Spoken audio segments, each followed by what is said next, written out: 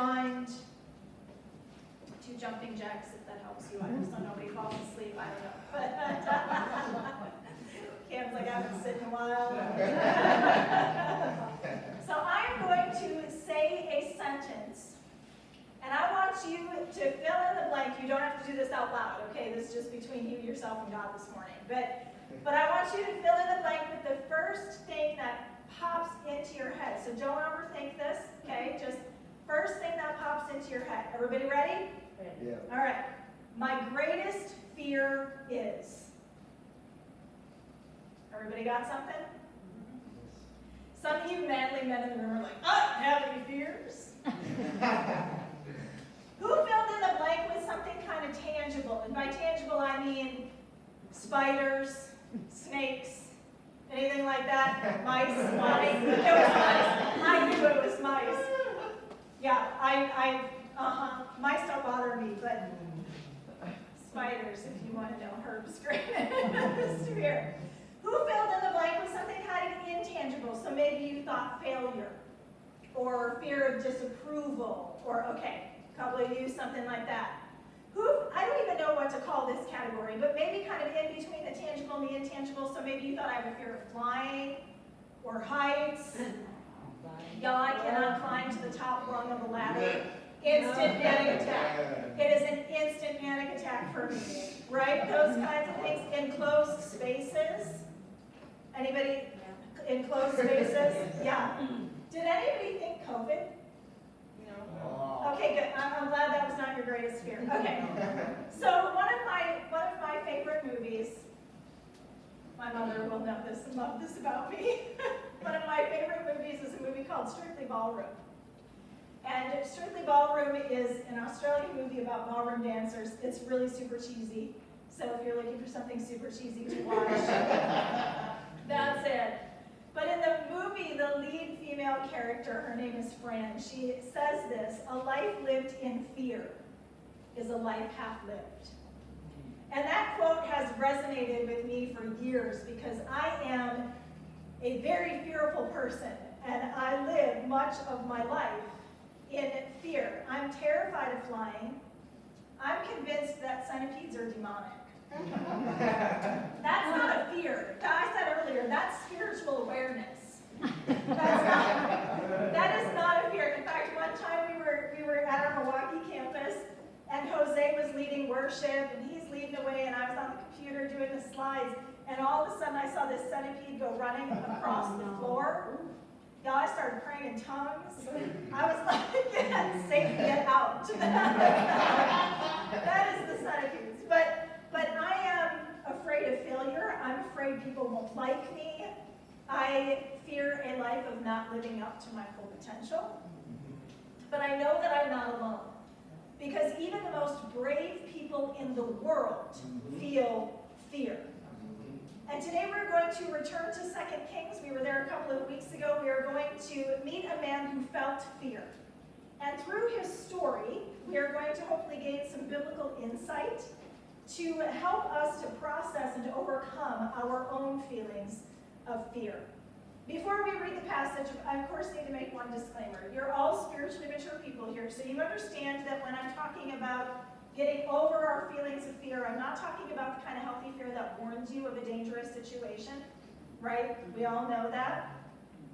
We had a lot of college kids in our first service. I said, don't be walking around at 2 a.m. Right. That's not, you do that, and the hair on the back of your neck starts to stand up. That's warning fear. God put that in you for a reason. Right. Don't ignore that. Yeah. We also know that the fear of the Lord is the fountain of life. So when we're talking about fear, that reverence, that awe of God, that's a healthy fear, okay? Yes. But we all know what kind of fear we're talking about today. We're talking about our feelings, the fear that kind of just keeps you paralyzed where you're at. So we are going to focus on just a few main verses in our passage today, but I want to read the whole story to you to situate you, get you in the context of where we're at. So 2 Kings chapter 6. We're going to read verses 8 through 23 this morning.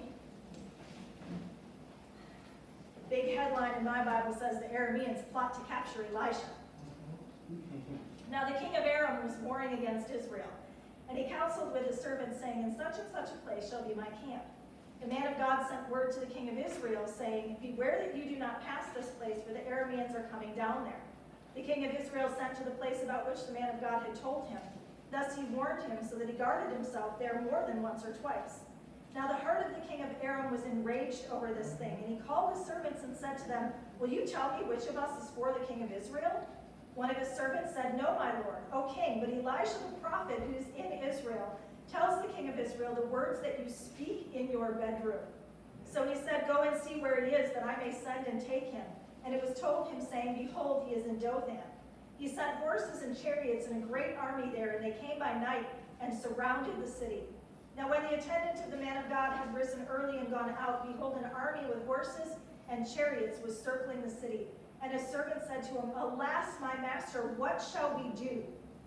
So he answered, do not fear, for those who are with us are more than those who are with them. Then Elisha prayed and said, O Lord, I pray, open his eyes that he may see. And the Lord opened the servant's eyes, and he saw, and behold, the mountain was full of horses and chariots of fire all around Elisha. When they came down to him, Elisha prayed to the Lord and said, strike this people with blindness, I pray. So he struck them with blindness according to the word of Elisha. And Elisha said to them, this is not the way, nor is this the city. Follow me, and I will bring you to the man whom you seek. And he brought them to Samaria. When they had come into Samaria, Elisha said, O Lord, open the eyes of these men that they may see. So the Lord opened their eyes, and they saw, and behold, they were in the midst of Samaria. Then the king of Israel, when he saw them, said to Elisha, my father, shall I kill them? Shall I kill them?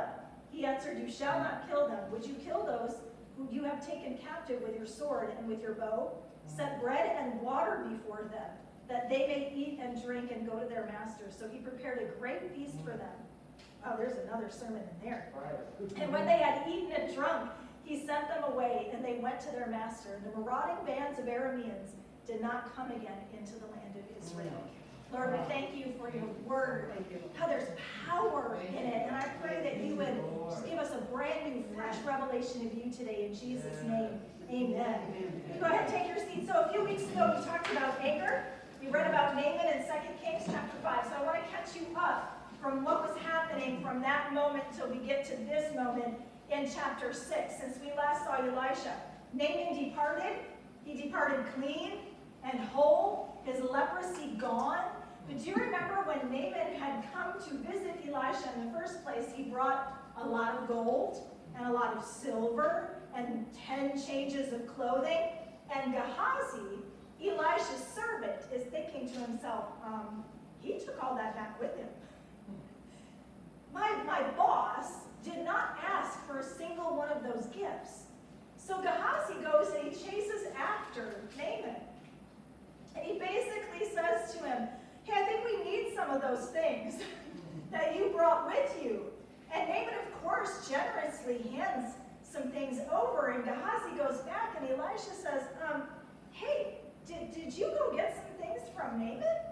And Gehazi says, no, I have no idea what you're talking about. There's another sermon there.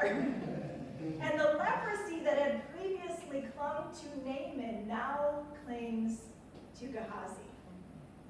The sons of the prophets decide that they need more space. They go to make a place for themselves to live. A borrowed iron axe head, y'all remember this story, falls into the Jordan River. And Elisha miraculously gets it to float. And now we arrive at the detail that the king of Aram is still fighting against the Israelites. And the problem is that every time the king of Aram decides where he's going to go, Elisha the prophet says to the king of Israel, hey, this is the plan. So the king of Aram thinks someone in his inner circle is spilling secrets. Someone is a traitor in their midst. But one of his servants says, no, that's not the case. It's Elisha, the prophet. He's telling the king of Israel all your plans. So they make a plan to apprehend Elisha. They find out he's in Dothan, and the king of Aram sends out at night horses and chariots and a great army. And the next morning, Elisha's attendant, now presumably he's a new guy, because Gehazi's off dealing with his leprosy now. And that's important that we remember that he's presumably a new guy, because that means that he might not be privy to the power that Elisha walks in. So he gets up early and he goes out and he sees this army and these horses and these chariots and they're circling the city, and he goes to Elisha and he says, "Alas, my master, what shall we do?" And he feels fear. In fact, he's terrified for very good reason. They're massively outnumbered. And I think he's thinking, we can't fight. We can't flee. There's no way we can fight this army that is surrounding the city. We're going to fall right into their grip. We're done for. We're done for. And the expression that he uses is actually better translated, how shall we do? In other words, how are we going to survive this? But the point that I want us to get here is that he went to Elisha. He went to Elisha. And when we are feeling fear, we need to seek out the best people. The servant could have gone to his fellow servants.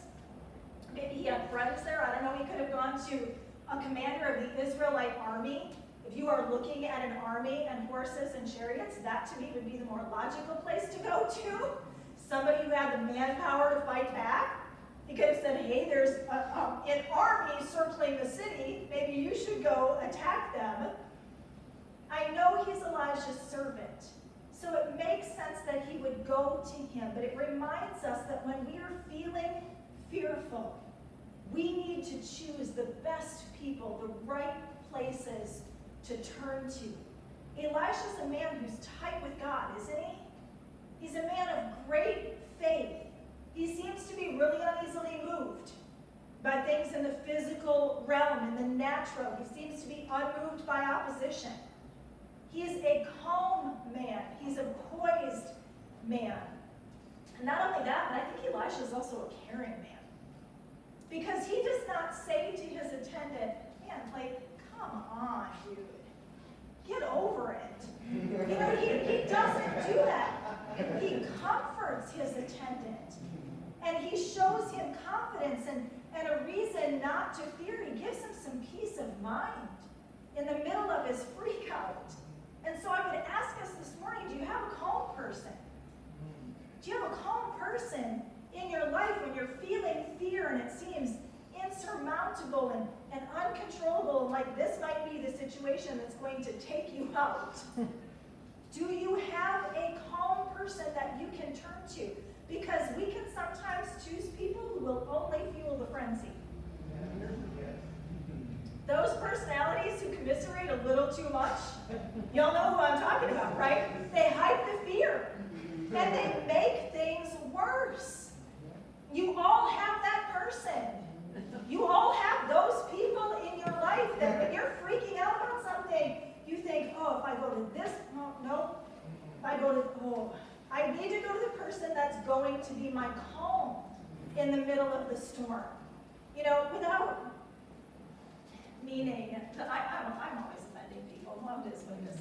But without meaning offense to anybody's occupation in this place this morning, think about the current crisis that we are in.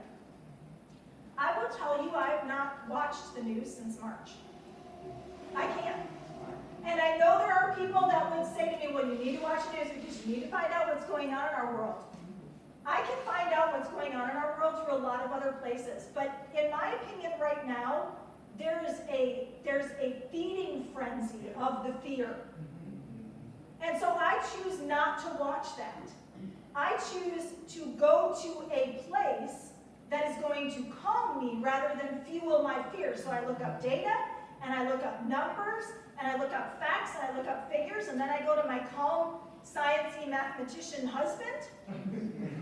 We've all established doesn't have a lot of feelings, right? So he looks at things from a different perspective, and I say, help me make sense of these numbers, and that calms me instead of fueling my fear. When you are feeling fear, you've got to seek out the best people to help you through it rather than the people that will fuel it. Seek out the calm people, the unshakable people, the people who aren't easily moved by their circumstances or what is happening around them. Seek out people with great faith. And just as a side note, if you are a person of great faith, because I know that there are people in this church, there are people in our lives who are not shakable. And I'm so grateful for all of you. And if that is you, then be a comfort to the people who scare easily. Inspire them with your faith. Encourage them. Be there for them so that their faith can be strengthened. So the attendant, Elisha's servant, he goes to Elisha, but let's take this a step further. Because remember, Naaman went out to seek Elisha for his healing. Why? Because Elisha was a prophet. And the prophets are the representatives of God. Naaman, the servant, both of them, they went to the person that they knew could get them to God. But we can go right to him. We can go right to God with our fears, and he's better than the best person. And so often we get scared and we get to that moment where we're fretting and we're freaking out, and God is just waiting there. And we go everywhere and we go to everything but him, and he's still waiting there. And after we've tried everything else, we finally go to God, and he says, I've been here the whole time, just waiting for you.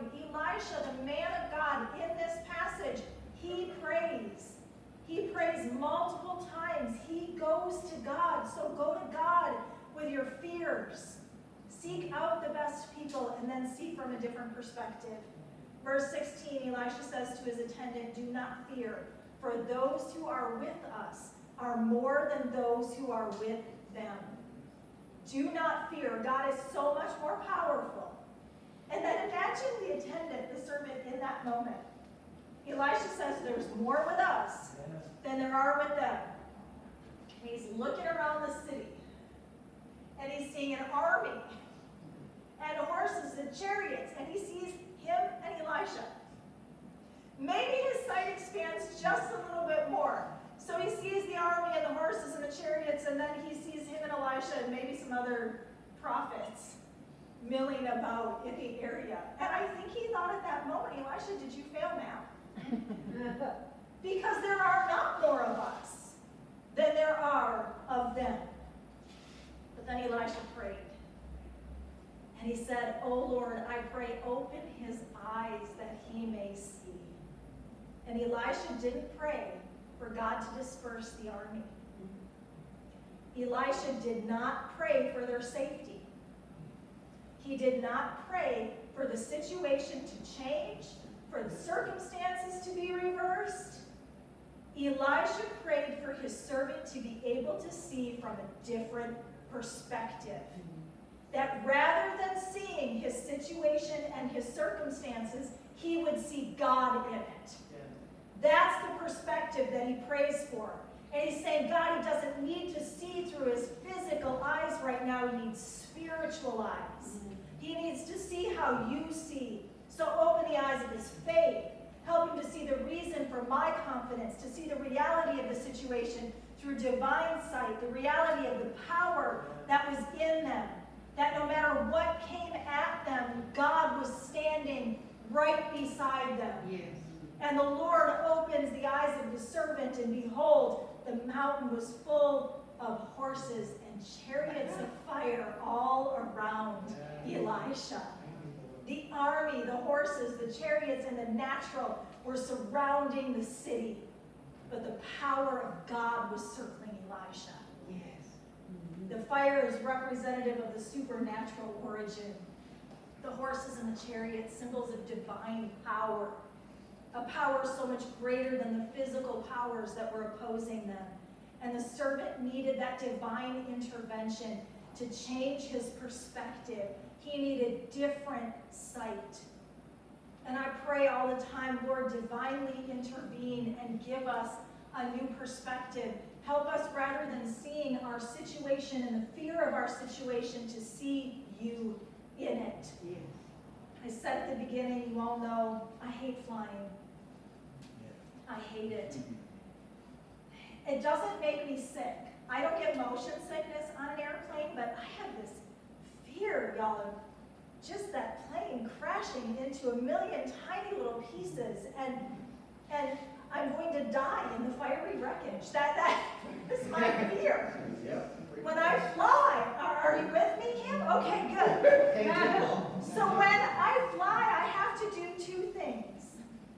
The first one, y'all can just judge all you want here, but the first thing I have to do is I have to take a half a Xanax.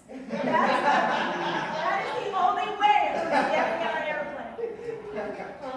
The second thing that I have to do is, rather than seeing everything that could go wrong,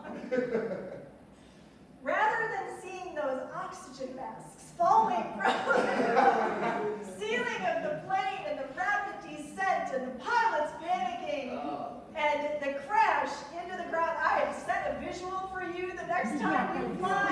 Welcome. Rather than seeing all of that, I have to see the number of planes that safely take off and arrive at their destination hundreds of times a day without any difficulty at all.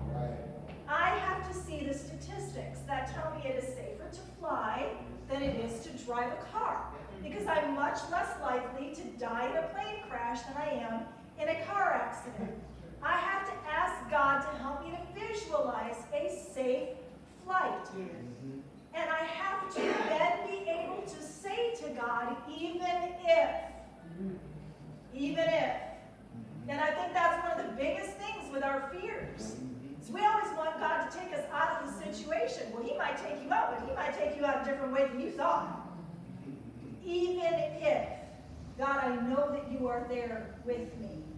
Think about the current crisis that we're in, right, that we were talking about before. The reason I don't watch the news is because it fuels my fear. And as a fearful person, I don't need to go into that frenzy. And the news reports the number of deaths and the number of positive cases and the horrifying anomalies. And I know that this is a very real and awful and horrible and contagious disease. And we know people who have lost loved ones from it. But I know for me personally, I have to say, Lord, help me to see from a different perspective, because I can't live in that fear. So I look at the different numbers, and rather than looking at the numbers from the perspective of death, I look at the perspective of survival. And I say, God, help me to see that for me personally, as a healthy young woman, this zippy little card that just took off. As a healthy young woman, I have like greater than a 99% chance of surviving this thing. And that helps me to not be fearful. So we need to see from a different perspective and to have our fears calmed. And so often it's our perspective that fuels our feelings of fear. We set our sight on the wrong things. And so we've got to say, God, help us to see in the spirit realm. Help us to see with spiritual eyes. For the sight that says, yea, though I walk through the valley of the shadow of death, I will fear no evil. To say, Lord, give us the sight that says when we're facing the giant, it's okay, because he comes at the giant as the God of angel armies. For us to be able to live in the truth that he who dwells in the shelter of the Most High will abide in the shadow of the Almighty. To have that perspective, and we will not be afraid. God, give us spiritual eyes to see that no matter what the circumstance, no matter what the situation, you are there with us. Yes. Your presence goes with us, and your power lives in us. Yes. Seek out the best people. Seek out God. See from a different perspective, and then confront the fear. I love that we don't really know here how the serpent responds. He's kind of out of the story at this point, but we do know how Elisha responds. Verse 18. He's going to stand strong, he's going to pray, and he trusts God, he faces the fear. And then we get to verse 18, when they come down to him, Elisha prayed to the Lord and said, strike this people with blindness, I pray. And God did it. It doesn't appear to have been literal blindness, because they do somehow make the trip from where they are to Samaria, so it's more likely divine illusion kind of thing that's happening on here. God confuses their sight. Then Elijah, the very man that they were seeking to apprehend, stands right there in front of them. Knowing that they could take his life, Their eyes are confused, and he says, follow me. I'll take you to the guy you're seeking.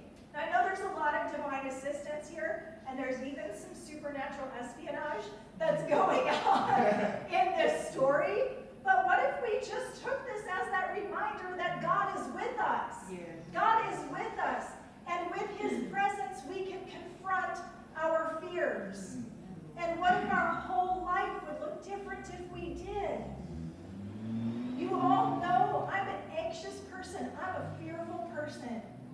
But I know that as I pray, God, help me to seek out calm people in my life.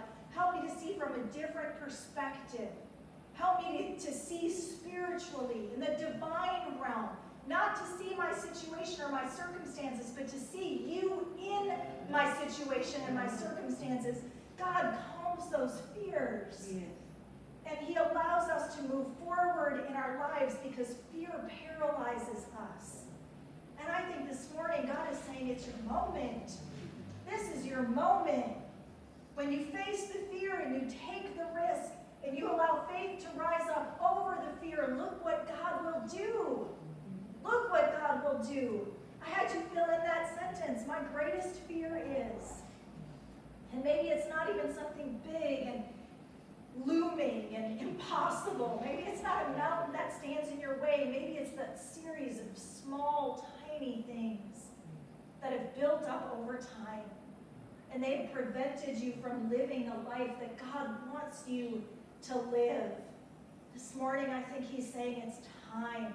It's time to confront it. It's time to let faith rise up. It's time to seek out the God of the universe. The God of the universe, and to say, change my perspective. Worship team, come on back up. Give me spiritual sight and help me to face my fears in your strength and in your power and in your presence. Because it is not us, it's God in us that changes the outcome. So we're going to stand together this morning. And if you are feeling any kind of fear in your life right now about anything, I just want you to turn that over to God this morning. Say, Lord, help me to see things the way you see things. Help me to see you instead of my situation, my circumstance. And let's just trust God this morning to set us free. Amen? Amen. Hallelujah. Thank you, Lord.